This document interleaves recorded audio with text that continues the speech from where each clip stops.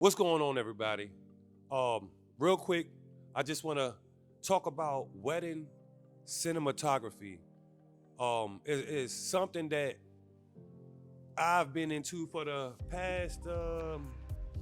It's something that I've been into for the past 5 years, 6 years, 7 years. Don't get me wrong, I kind of lost count of the years.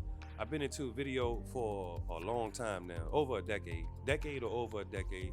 It's real close, but you know, I just recently did a video and I just recently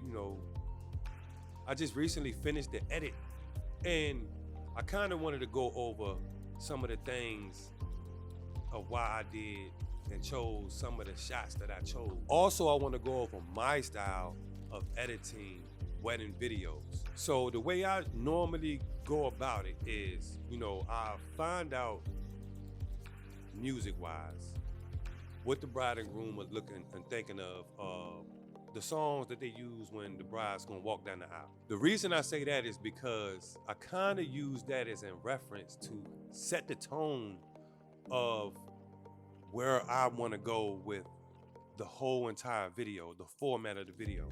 So just say, just say for example, we had some Luther Vandross, If This World Were Mine, and I would just listen to that and then use that as a reference as in what their whole setup looks like. You kind of want to go and meet up with them, go through walkthroughs with them so you can see the event area, the venue, and you can have a better idea of what you're about to get yourself into, what you need to bring to the table. Do you need extra lights? Do you need extra help? All of this matters. But me personally, I like to have a slow-mo feel. On most of the videos I edit during weddings, they normally gonna be slow-mo more so than not. The reason I say that is most of the songs are slow motion songs. Now don't get me wrong, I would absolutely love to get into the reality style weddings where we just look like it's just all reality TV and it's all happening like right now, live action. That's kind of where I want to steer and start heading towards. But until then, the slow mos they be kind of hitting the spot, and I kind of like the way they look right now. But the problem is with those slow motion videos that I do, the music behind it, they really hit the spot for a lot of clients because I'm using music that we're all used to, we're all familiar with. Some of these songs that I pick are used from probably before I was born. Like it all depends on who the client is. What kind of songs would you like in your video? And I'm glad I did that because a lot of people chose different genres. I was filming different folks. So that kind of diversified the way I edit, you know, and it helped year after year after year. Over the years, I just kind of got better at creating what I seen in my head and not just going out and filming and filming and filming and trying to slap everything together. Some of the things you want to do when you do go film, make sure that you are getting plenty of B-roll. The filler shots are the key shots. Make sure that you are focusing on all the key moments.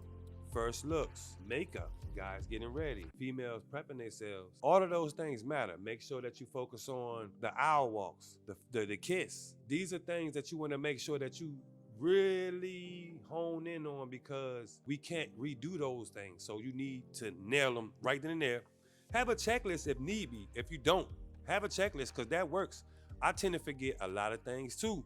When you're going out and you got a lot going on and you pretty much like a one-man, two-man bandstand, it can easily be forgotten. A lot of things can easily be forgotten.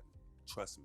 I just love how I can lay all of the video out. I can start cutting, I can start coloring, and then little by little, I can see it like turning into that vision that I seen as the wedding was going on. I can see how I'm gonna do this whole entire video. My mind doesn't even be at the ceremony. It's like, I'm here, but I'm gonna hit this angle here because I wanna use this part for this part. And I'm thinking like this too, like really like this. I'm gonna show you a part where the bride was walking up the aisle and the groom was standing there. They all start praying, but I cut it to where it looked like he said something to her.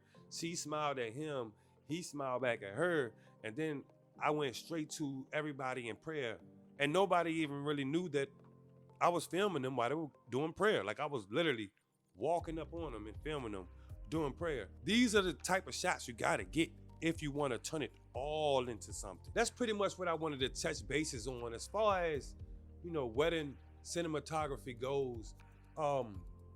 You kinda wanna make sure that you, first and foremost, you're making a checklist. Second, you got enough help. Third, I think I might have missed this the whole time. Make sure you got all of your batteries charged.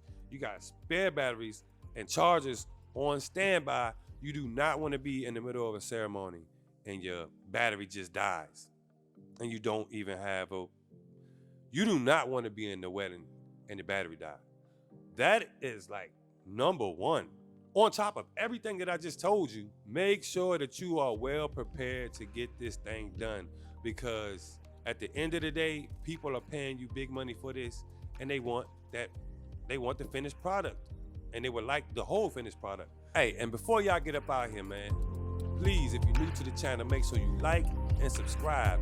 You can share if you want to, but for real, I ain't asking for no money. I'm asking for support. Like and subscribe, man.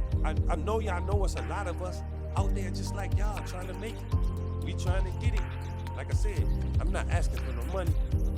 I'm just asking for you to hit that button and hit that notification bell so every time I upload, you can know it and we can get it cracking.